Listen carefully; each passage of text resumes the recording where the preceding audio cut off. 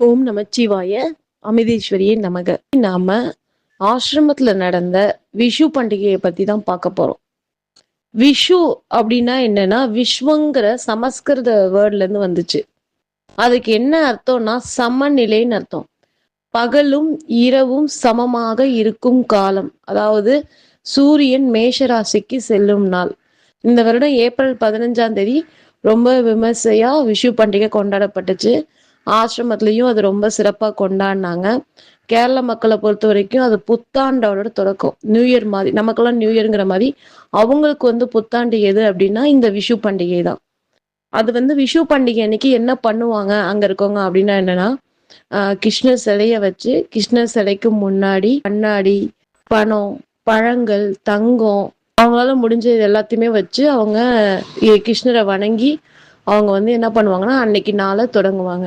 சின்ன குட்டி குழந்தைங்க இருந்தாங்கன்னா பெரியவங்க என்ன பண்ணுவாங்கன்னா அவங்க குழந்தைங்களை மெதுவா எழுப்பி அவங்கள கண்ணை மூடிட்டே கூட்டிட்டு வந்து முதல்ல அவங்கள கிருஷ்ணரோட சிலைக்கு முன்னாடி நிக்க வச்சு அவங்கள வணங்க வைப்பாங்க.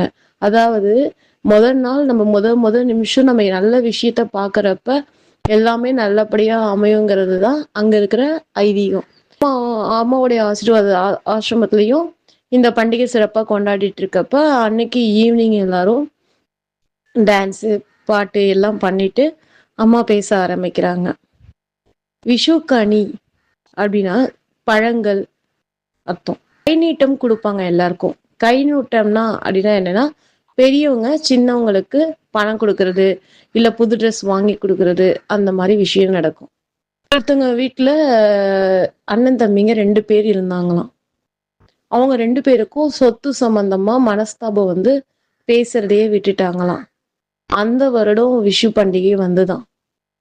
அம்மா என்ன பண்ணாங்களாம், தட்டுல பழங்கள், அந்த கண்ணாடி, தங்கம், நகைகள்லாம் வைக்கிற மாதிரி குடும்பத்தோட போட்டோ ஒண்ணு வச்சிருந்தாங்களாம். அந்த குடும்பத்தோட போட்டோட கண்ணாடியில என்ன இருக்குன்னா லைட்டா விரிசல் வந்துருச்சாம். பசங்க கேட்டாங்களாம், ஏம்மா இந்த விரிசல் வந்த போட்டோவை வச்சீங்க அப்படின்னுட்டு. அப்ப அம்மா சொல்றாங்களா, இப்ப நம்மளுடைய குடும்பத்தோட நிலைமையும் அதுதான்ப்பா அப்படின்னு சொல்லிட்டு அந்த ஒரு வார்த்தையோட விட்டுடுறாங்களாம்.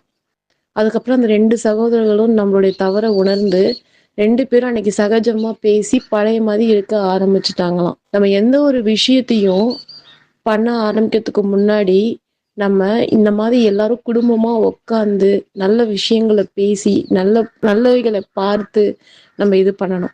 அட்லீஸ்ட் நம்ம இயற்கையை பாதுகாக்க ஆரம்பிக்கிறோம். நம்மளுடைய பிறந்த நாள் அன்னைக்காவது நம்ம என்ன பண்ணணும்னா ஒரு செடியை வைக்க ஆரம்பிக்கிறோம். செடியை வைக்கிறதோட இல்லாம அடுத்த பிறந்த நாள் வரப்ப அந்த செடியோட வளர்ச்சியை நம்ம பார்க்கணும்.